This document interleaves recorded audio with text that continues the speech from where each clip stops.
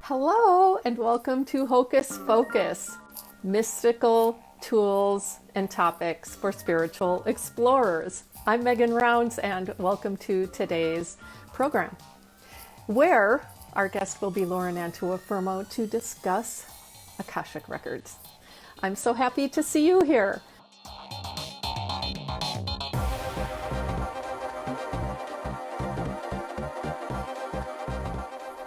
Today's guest lives in Georgia with her wife, 10-year-old son, and 13-year-old daughter. She has been a frequent guest on my Mystical Mashup in the Lightworkers Lab, in which she's a moderator and co-teacher of several programs, including her most recent, the 2019 Akashic Records Intensive, which begins November 18th. She's an archangel reader, healer, and direct speech channel.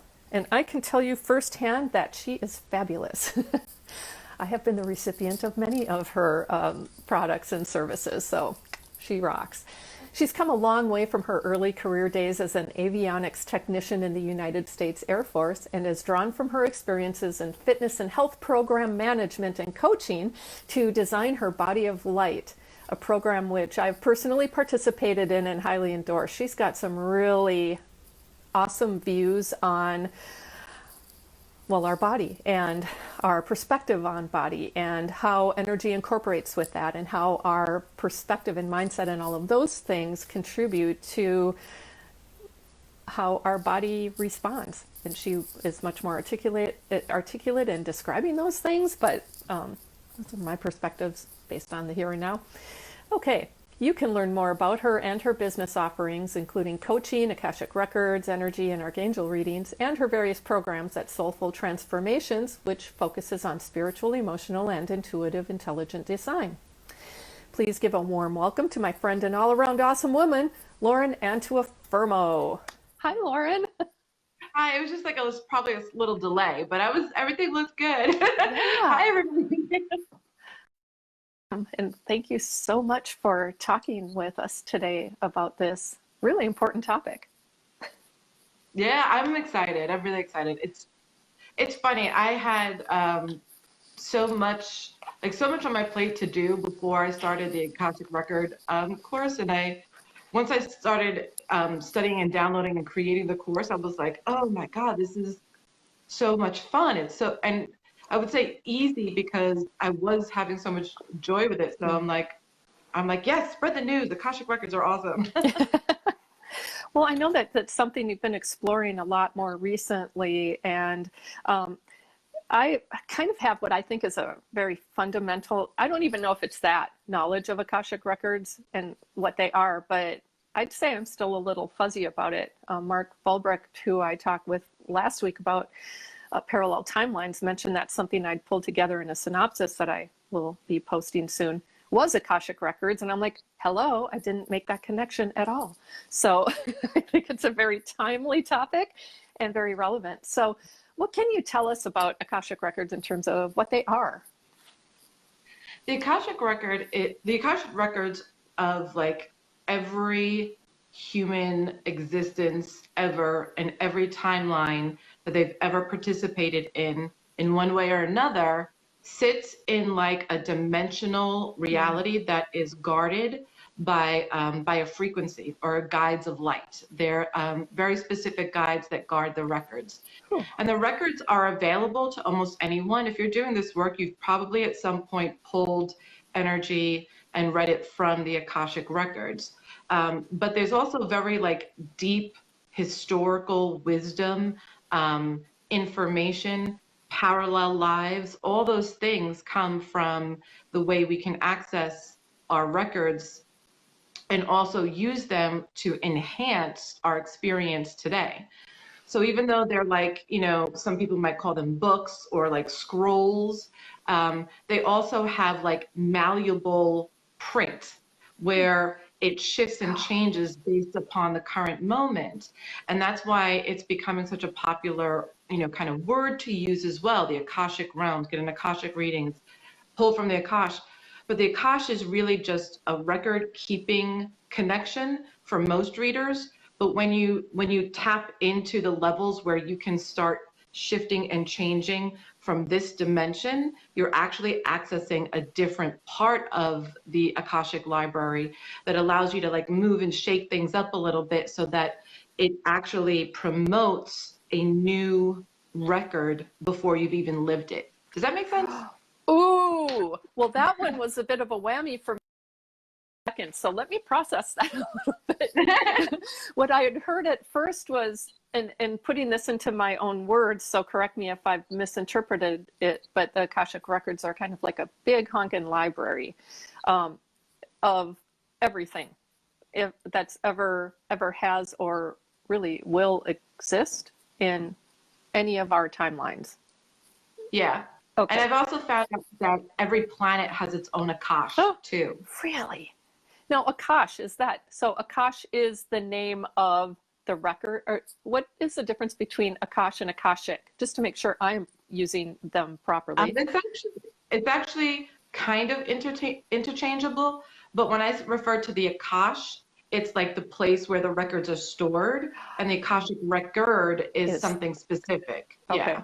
All right. It's like a library and a library book.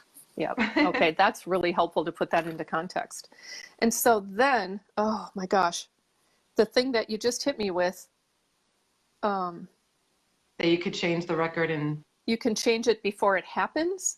Is that kind of, I may have missed something there. Well, no, that's kind of correct. What you can do is actually shift consciousness at the time it's being created. That cool. It creates a clearer path and is able to shift this paradigm at the same time that the record is shifting. You're also shifting in this dimension. So you're using basically time and space in a different way than you would in like 3D reality, where you say, okay, this is, your past life, these are the choices that you have to make, and this is what's going to change the path of your existence. But most of the time, the record is basically static until you make big choices and big experiences, right? But when you work in the Akashic record and you're able to take in that knowledge and creative healing of past lives with the heart, and then shift the paradigm of what it's being recorded as right now. Like if you go into my record, you'll see you'll see like almost like a plagiarism. Somebody might have tried to import a frequency on my Akash that wasn't fitting for me.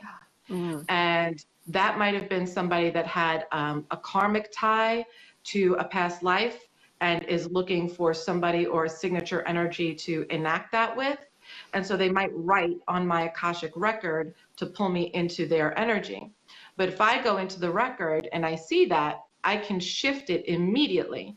And then I can call in new guides or new guidance systems to make sure that I don't go back to that path, right? So you know how everything is cause and effect. We are constantly making choices. So if you go back to that record and I say, oh, somebody's been trying to pull on my cords to keep me in this specific frequency. And my Akash has a plan for me that's in a different vibration. I can heal that page or that chord and then move into where I'm supposed to be. Wow. I mean, it's blowing my mind in so many different ways, because I mean, it just sounds, there are questions, as you know, when I have multiple questions, I just kind of sit here with my eyes rolling in opposite directions. This is one of those times, because it's super cool that one, I kind of wrote it down as almost like a tag that people can tag you by trying to impose something or add something to your Akash. And if it's not in alignment with you, you can go back and rewrite it. Is that accurate? Yeah. And yeah. How do you know? Oh, go ahead. I wouldn't say like necessarily rewrite it, but rewrite the history so that you can complete it. Oh, okay. All right. So that you're in awareness consciously of a higher realm that gives you a perspective and an energy shift or dimensional shift that disallows that frequency to be chosen by someone else. Mm-hmm. Okay. You could go back there, but it would be difficult. You'd have to like really try. Ooh. Well, and so if somebody in a past life and I had something going on where I now have what may be called a karmic debt of some sort, what I think I'm hearing is that I can heal that, by going back and into that record and somehow heal it Right. so that the debt is no longer valid. I shouldn't say valid, but owed A, because I've repaid mhm. it. Well, a debt is a funny word. Okay. What most of us think of debt is that I've done something wrong and I have to feel the same pain that I Mm. caused before I can heal it. And what the debt actually is soul loss. A position of authority that comes with the records is, are you ready to release that debt? Some people might go in and try, but they only remove a sequence of events. But in other words, they would still have to receive the healing. Some people go in and say, I'm going to remove this cycle from your life. But if the healing doesn't take place, they might have a circumstance where they encourage like a new pathway that still helps you to choose the love that was supposed to be received, right? If we don't receive the love and the energy of the soul, the soul gets depleted when we have very big traumatic events in our life paths. And we could remove the karmic cycle, but you'd still have to bring in whatever was needed from that experience.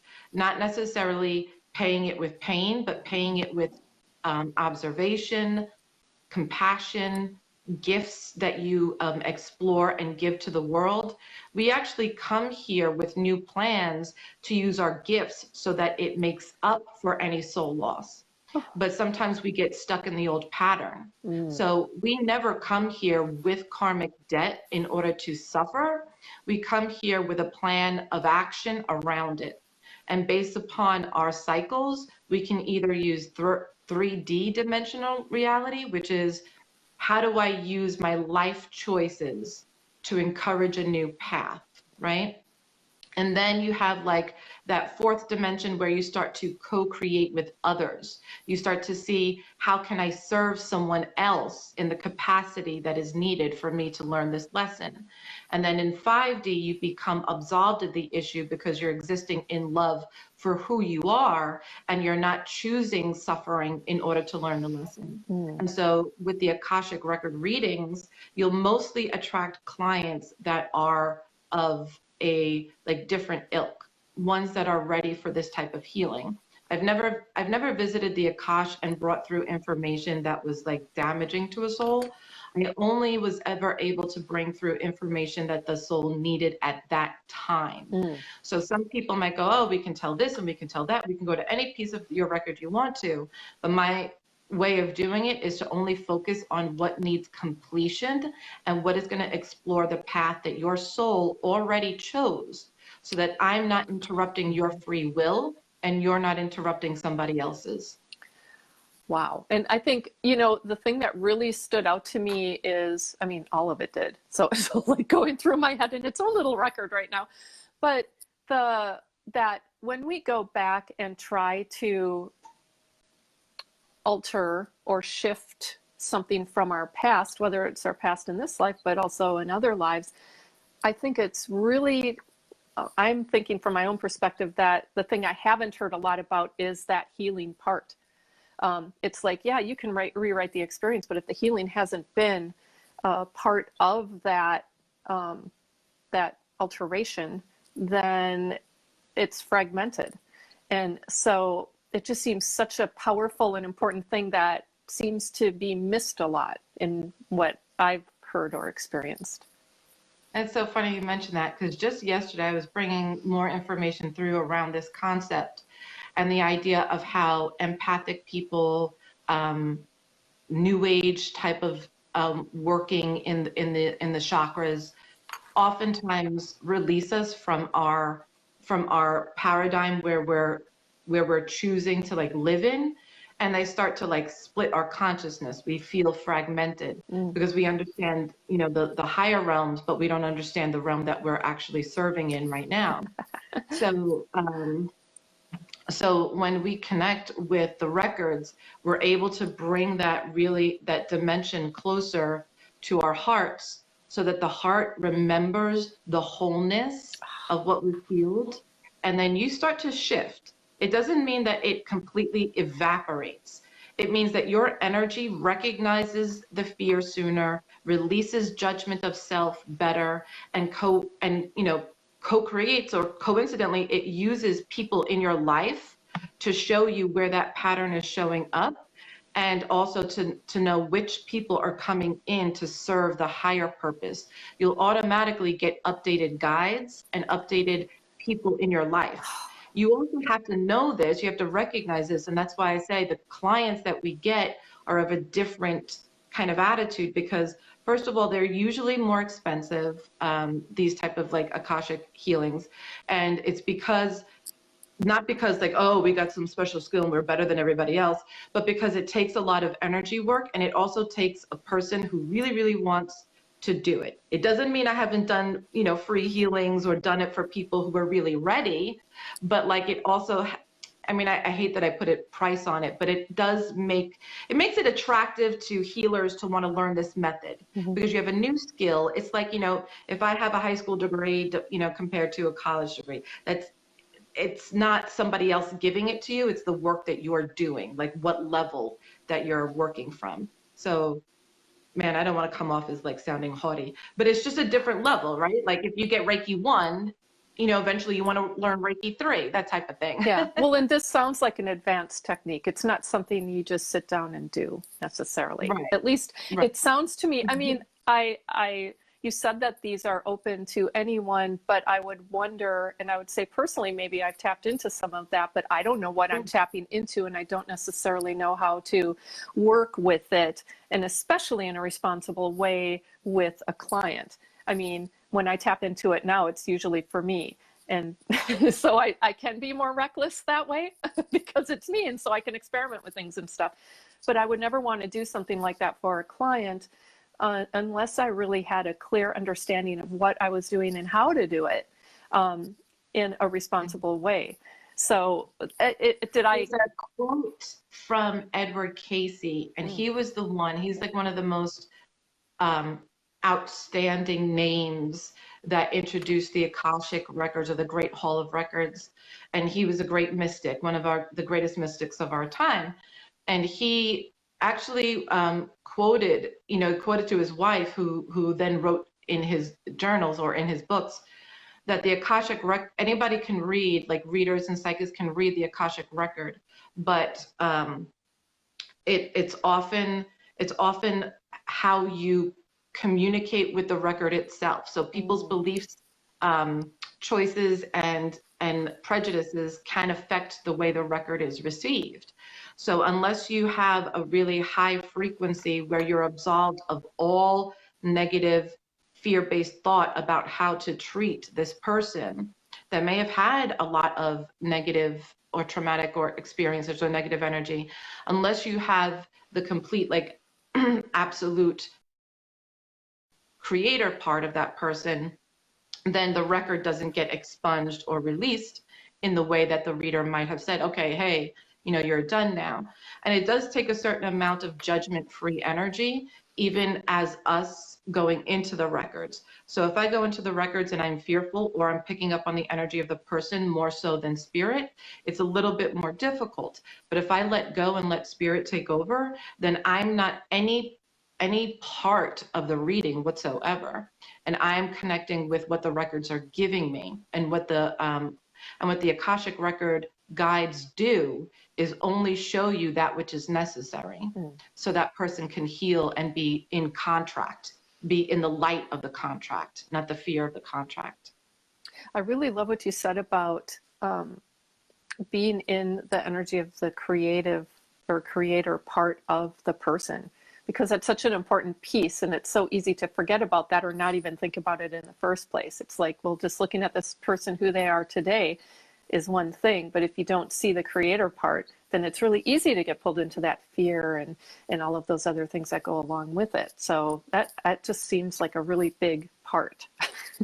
Yeah, it is. I have been practicing for a while now, but I noticed that as I started to get closer to teaching the records, the guides started to switch gears on me and show me my patterns before I went into the records. so that I can see that where I might have judged somebody for not doing it the right way, that I let go of all of that, and that I increase my well-being just by showing up, that I don't have to tell people this is the way you have to do it. Yeah. That I bring the energy of deep compassion, loyalty to the people that are getting the readings and getting the teachings, and see them with the same Christ consciousness instead of me being the teacher of it, if that makes sense. It totally So they've makes been sense. really like, working on like, hey girl, get that ego out of the way fully. You know, like, not that I've done anything wrong, but they said, you know, you can have access to a higher amount of information if you complete these cycles. And so they've been working with me in my records too, so that I can really communicate at the highest level and bring everybody up to where they need to be to do the work on their own. Wow. Well, and that, you know, higher level consciousness, the release of our ego, to me, that's kind of, in a sense, while going into, I'm working on something really similar myself in terms of how do you release the ego. I don't want to look at the ego as a bad guy, because I don't really think it is. I think that it oftentimes is disconnected from our heart center and our spiritual or higher self, or however you want to word it, and that because it's detached, it's trying to do all of these things to protect us and you know, keep us from what it thinks may be harmful situations or events. I guess that's the same thing, but that because it's disconnected, it doesn't have access to a greater sense of information. But that being said, I think ego is really three-dimensional, and it's how we get along in this three-dimensional realm. And so to try to use that to go into the Akashic Records seems like it could be counterproductive. And because, you know, so I totally understand how we would want to be able to release those things. And to me, that sounds like quite a practice, that it takes some time and effort to be able to get to that.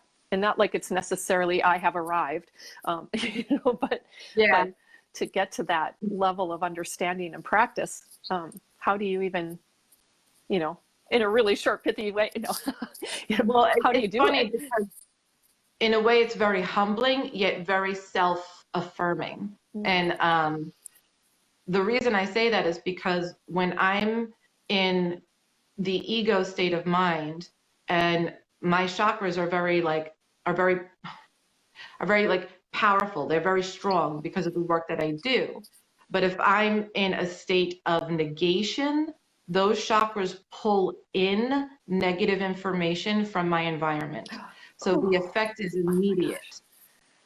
And I didn't understand a lot of what was happening, because I had this story that I was the servant, that I had to be the server, that I had to be the one willing to create well-being in others in order for me to serve God and serve spirit.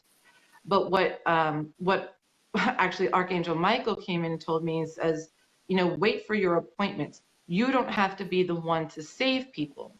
Now I'm a Pisces, so that might be the martyr complex of women. Though I think a lot of us women have that martyr complex, especially when we go into this work. And I think it's something that needs addressing from a spiritual perspective, because God says, you do serve me. You don't serve humankind. You serve the spirit of me in humankind. And when you keep that in mind, you lose the ego's projection of what needs to have happened for that person. And so ego is not evil. We need our egos. Even in higher dimensional realities, there are personalities to spirit, right? So we never lose the sense of uniqueness, but we do use it from a perspective of creator rather than fear. And so when fear is in the ego mind, what we might call the ego, I don't think ego is bad either. I think the fear of releasing judgment and pain makes us subtly increase our pain bodies. Our pain bodies are controlling us. So I don't call it ego, I call it the pain body, where we seek to be absolved of all of life so that we don't have to risk anything. And the creator doesn't go by that name. He goes by creator, Yeah. right? Yeah. So that's the difference between ego, personality, self, and truth be known, it is good to have ego goals, ego orientation. Otherwise, we lose our sense of self, which limits our ability and our capacity to create. So that was the other thing he told me. He's like, I serve you when you serve the God in me. So I become abundant when I serve God, not the hero story. Is that then basically what co-creation is? Because when you serve the God in source energy, in the universe, then that helps to guide us and allow us to release those fears and contributing factors to the pain body. Yeah.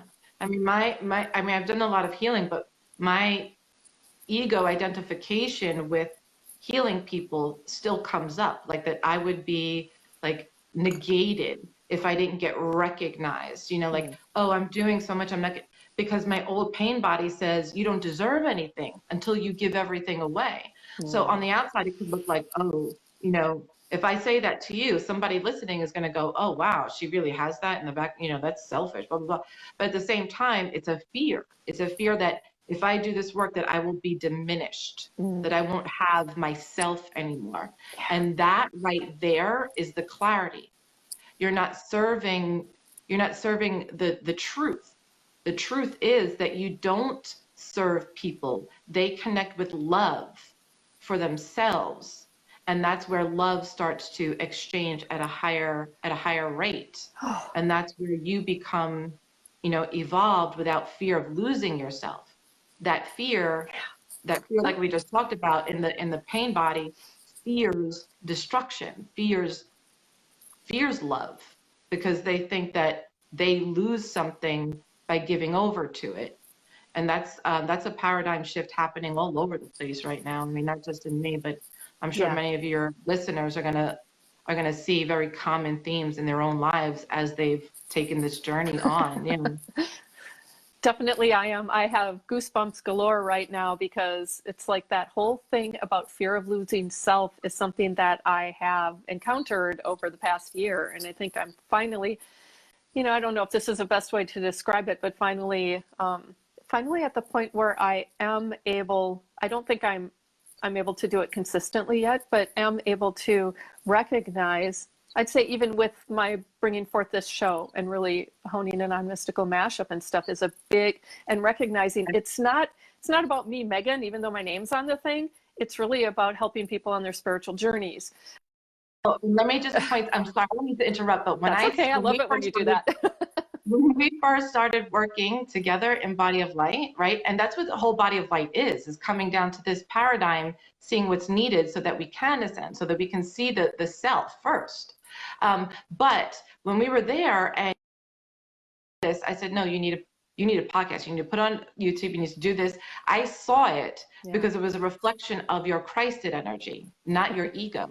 You know what I mean? Yeah. So, but that's your talent. That's your gift. The other day I spoke on my own page about like, you can't hide the gift out of humbleness, because then you are doing the God, like in you disservice. Your gift is to do this work and to have more faith in it so that, you're so good at it. I watch you do the introductions. I mean, you should be a professional. You should have a really popular podcast, and you should believe in that because it works and because you enjoy it, not because it's something you have to do in order to be of service. And then the service comes as a result of that. And so I was so glad when you started doing this and taking it to newer heights. So, well, thank you. I just wanted to Well, and I have to say, thank you for bringing that forward around when you first saw this, because back then I was in a very different place and I was trying to do things that I thought I should be doing because I have all of this education in a very different area. And so I'm like, I'm doing that, but it made me cry every time. You know, I go to LinkedIn, it's like, oh my gosh, soul-sucking experiences for me, which it isn't really that bad, but it was for me. And it was clear after a time. And I don't even remember, it wasn't like an aha moment for me. It was just all of a sudden, it's like, I have so much more fun working on this, on Mystical Mashup. And that's what I'm going to do. Despite the fact that others around me aren't particularly thrilled with that choice, it doesn't matter because I feel so driven to do it. And I love everything I do, even if it's a stressful day or I have tech issues, which sometimes happens for me, especially it seems, you know, it doesn't matter because this is all stuff that I really, really love. And finally, you know, like within the past couple of months, I've recognized it. And I feel so much more aligned than I did even just a couple of months ago as a result. Yeah. So, you know, I know like that was a side note. And Google Music yet, you need to get on there. I will be. It's on the list. Okay. And there is a long list, but it's definitely there in part because you have encouraged me to do that. So thank you. You know, you are also the one who encouraged me to start a YouTube page. So, you know, you are my earth angel in many ways. But so going back to the records and the Akash, what, you know, I'm curious. I know you can't go in depth. You know, we just don't have time for that. And that's what your program's about. And I want to talk a little bit about your program, but I'm curious about, you know, when you talk about it, it seems visual, you know, like going and looking at the records and all of that stuff. What is it? Is it a meditation? How do you, you know, in a general sense, how do you do it? Oh, so how do you gather the information? Well, first there's like an access point where everybody's going to be like attuned or given their own access point. So an attunement is really just a vibrational shift within your auric field that gives you access to a space-time reality that you might not have had access before. So people are like freaked out by attunements. Well, what makes you, you know, special to give attunements? And what's an attunement? Can anybody give an attunement? Attunement is just an easier way to spread, you know, that light frequency. But, you know, somebody had to get it at the start, right? Somebody had, like Edward Casey. He made it popular so that we have more access to it. So, you know, the idea is that when you have somebody holding space for a certain energy to be received, then you receive it. So that's basically what the attunement is. And then we're going to use a prayer, but people can adapt it to whatever they know clicks them in. It's very flexible because there's so many different ways to do it, but you have to do it from what your soul encourages you to be connected to. But you know, like I said, I've had training here, but I've adapted it to make it more functional rather than like a list of things to talk about. Sure. The way it was presented to me. So when you go into the record, though, you begin with an outline or a story, like you know what pieces of information that you're going to get. That's what I'm going to teach you in the Akashic Records. So you know how to go from the earth energy all the way up to your soul identity. And so that you have basically an outline and you're filling in the details according to what spirit shows you. Like you'll know what realm of training that you come from, what your soul does in between life paths, any pertinent information from a past life, and how your soul carries certain archetypes and what soul gifts that you came here to explore. Now, those things are the pieces of information, but how you receive them is basically what you did when you were talking about parallel lives. It's basically using your intuitive capacity, but trusting that spirit brings it to you that you need it. So in that way, it's like any other intuitive practice where you honor the space where you're the receiver and how you receive. Like I receive either through channeling, through my third eye, or through clairaudience or claircognizance, which sometimes gets all mixed up depending on, like the person and their ability. Like, so some people really enjoy my channeling, so I'll channel. Some people got to hear it straight, so I got to use my other, you know what I mean? Yeah. So I'm adaptable that way, but some people might have a very certain way they retrieve information. Claircognizance, clairvoyance, clairsentience. These are all very valid ways to bring information in from the Akash. But understanding your vibration first is the most important. And the second most important is understanding the outline so that you have a very a very co-creative alignment that spirit already knows how to work with you. So rather than going in and just seeing, oh, what's here? What do we get? And not understanding, like if you go in with a general, relationship with the Akashic already, which we're going to teach in the course, then spirit already knows what information is going to work best for that reading and how to bring those elements in together for the reader to be able to deliver it to the client. Are you able to give a really, really brief example of an outline? Hypothetical outline, but So the outline is, sorry, I should have mentioned the outline is basically those pieces of information that I gave you. We click in, okay. we first gather certain Okay. pieces of no, it's okay. We click in, we gather those first pieces of information that we need from the client. There's certain pieces of information that we need from the client first to make sure that we have the exact record that goes with this life path. That's what I meant. Then yeah. Okay. And then we go and we gather certain pieces of information. There's certain elements that I always give the client, which is the archetype of astrology that they're from, so that they know how their purpose and how their soul energy acts in this world. The identity with their spirit here, like why certain things seem functional and certain things don't. So we bring up the healing part first.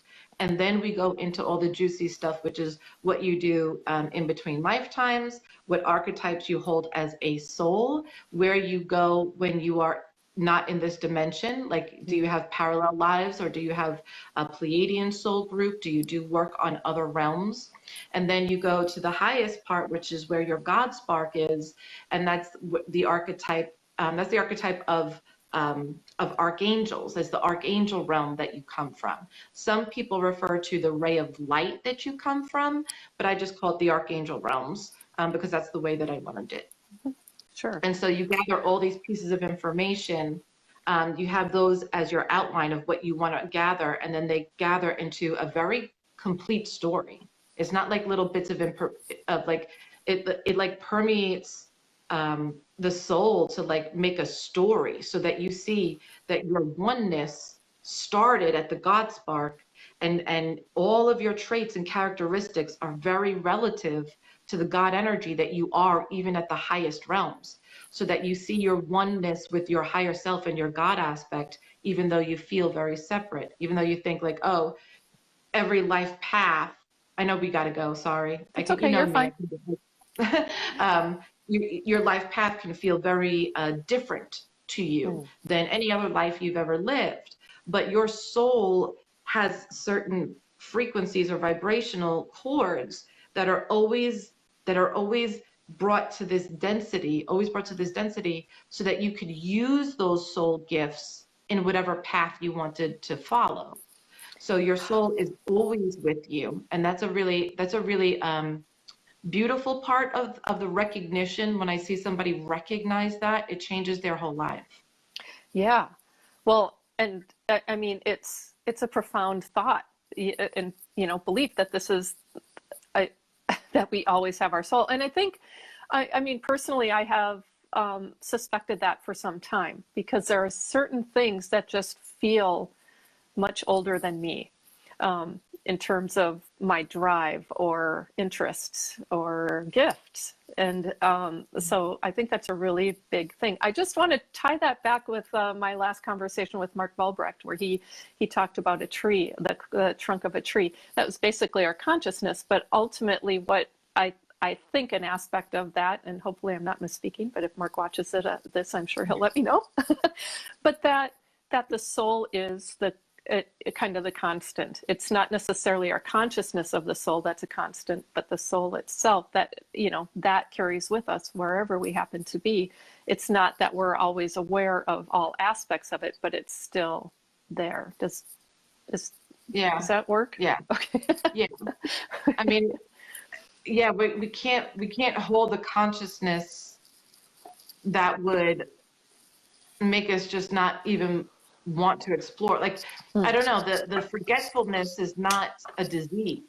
Right. It's a paradigm. It's a shift to explore more ways to expand your soul. And we think of it as a disease. A lot of like Hmm. It's the old world view. It's the old world coming to terms with God in every aspect, not just in the divine of what is light, but in the creative aspect too. And I think that's part of why our world was ready for the law of attraction. It may not always be delivered in the best way, but it is a co-creation of learning the metaphysical and how we can introduce that to the physical. Does that make Yeah. sense? Yeah. Well, I'm getting into collective evolution in a sense. From we aren't going to have time to explore that this time, Mhm. but maybe again. Um, just that collective element seems to be influenced. And I say seems, but it's a belief of mine that it is, that when we work collectively, somebody just posted something today, in fact, that I thought was a really good visual. If I can find it, I will post it. About when we do this work, then we affect the collective, maybe not everybody in the whole collective, but we affect people in our closer proximity, and they affect people in their proximity, and so on, until the ultimate full collective does end up, for lack of a better phrase, lifting up with us. Maybe not all at the same pace in the same way, but that's to me is how I kind of visualize evolution in general.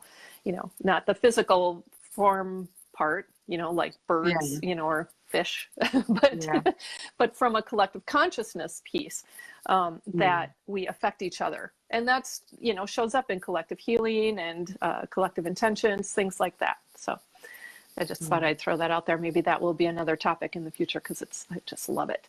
But I want to give you enough time to talk about the program specifically. I know it Okay. starts November 18th, and yeah, just go for it. Tell us what you think is important. Well, the normal price, it does start November 18th. It has 2 meetings a week on Monday and Wednesday evenings, but you'll also have access to, you do need a pendulum for this course. It is going to be part of learning how to connect with certain pieces of information so that you don't get lost, so you don't feel completely lost.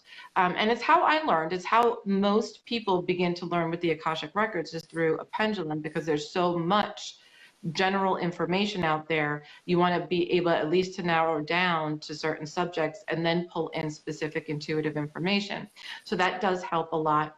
We'll be using charts, and you can be making your own charts. The charts are going to be very simple, nothing too out of this world. The charts that you make will be downloadable, meaning like I'll have some downloadable charts and then a blank chart that you can print out and make on your own. But they're not absolutely necessary. Some people don't like using pendulums. I'm like, well, you can try it, and then if you don't like it, you don't have to use it, because again, this is intuitive energy. I don't use the pendulum anymore. I used to. The other part of it is that there's a coaching session at the end. So there's always a part where we will gather the piece of information, practice reading it, then connect it to a fuller story. So this course is really, really specific in that it builds upon the information rather than teaches you, all at once and then expect you to do the reading. So for example, we'll start talking about how to connect to the past life first, right? So it's broken down in 3 sections: how to connect with the past life, how to connect with the now, and how to connect with a future plan, so that the story itself plays itself out and you don't have to worry about, the the layout. Basically, you don't have to worry about like doing all of that yourself. Sure. It is right now on sale for $297. It's $50 off of the current price, which is of the normal price, and that changes on November 1st. Okay. So the Ooh. 31st is the last day to get the discount. And then when you go online, you'll see that it's really easy. Like, I'm really trying to make this as co-creative and as like, meditation is involved, but if you're not a good meditator, it doesn't matter. If you're a good matters. You know what I mean? Yeah. So if you're a good meditator, that's great for some people. I'm not a great meditator. I have to get into alignment first, then I can receive. And so for me, that takes a few minutes to come into my heart, but I don't meditate for my readings. I meditate for myself. also. So, I'm just kind of addressing some of the big questions that come up for people, and the questions that I've asked, like been asked already. But really the course, it's 6 weeks, and it's just going to be a really collaborative effort. You're going to work with your teammates, you're going to work with people, and you're going to practice on each other. And it's not going to be too overwhelming. I think that I've made it a lot of really great information without overloading the to-do list, so that it becomes workable, manageable, and fun. What is the estimated, if you have one, time commitment for, on average per week? You've got the Well, two lives, right?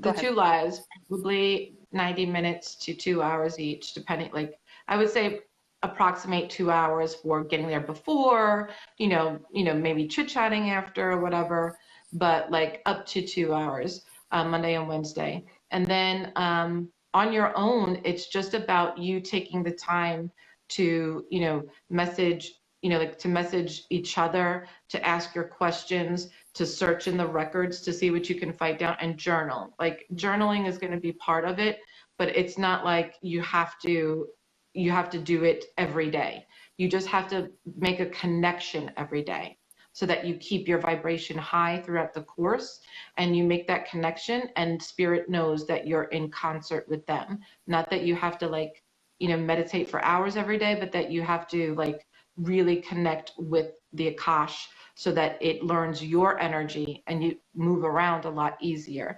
I guess that's the requirement. So I would say, so the 4 hours for the class, and maybe like up to 5 hours, up to, 3 to 5 hours on your own, 2 to 5 hours, depending on how much you want to pay attention. Sure. Okay. And you can always watch the classes on replay if you can't make it live. Oh, good.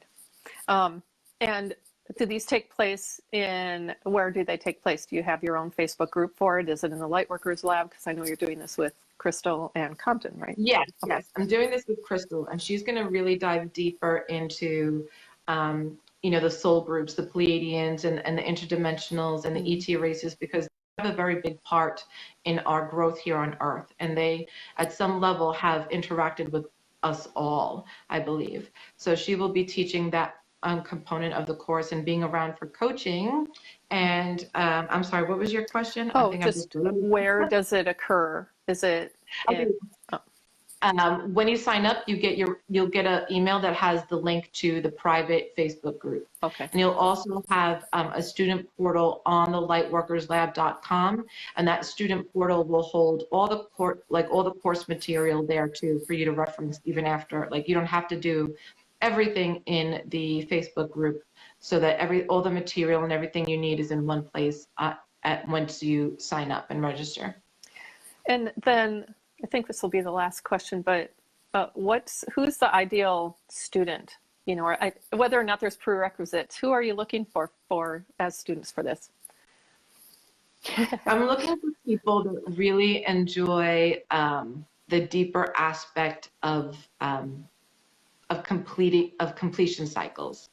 So what I mean by that is people who really love to heal through bringing awareness through.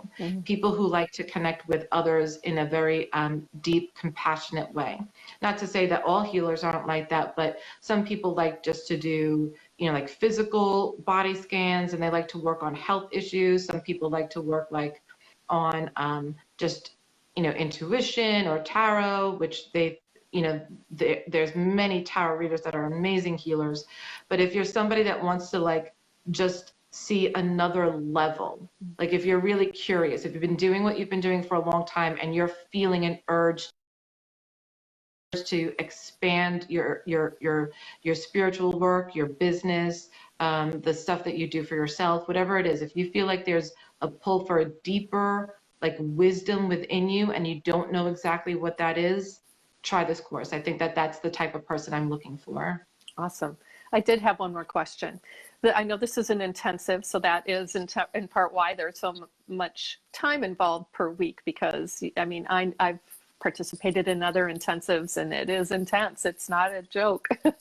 Not that I ever thought it was a joke, but they, the people who put on intensives really mean what they say about that. My curiosity is around what happens at the end? Is there a certification? Are people in some way designated, or is it really just a personal, which is fine too, a personal knowledge that, you know, that is gained that you can apply? It, you know, that's... There's a completion, you know, there's a completion document where you say, like, I took this training, but being like certified is a different story. Certified means that you've been through, you know, like a close training with somebody to observe you, and you've done this many readings so far, and blah blah blah. So, and that may like, we had intended to do after each of the Lightworkers Lab intensives, but at the end of the year, it just became like huge, and it was overwhelming even the students. So what we're doing in 2020 is creating a group that's going to be for practice only for people who have taken intensives, and then once they get to a certain level, they can be certified if they choose to. Otherwise, you can just take the training and add it to your repertoire because you've had training in this area. So awesome. Well, I, for one, am excited about it. So I really thank you so much, Lauren, for coming on and explaining Akashic Records and all of the things around it. I feel like my understanding has deepened as a result of this. I hope others have as well.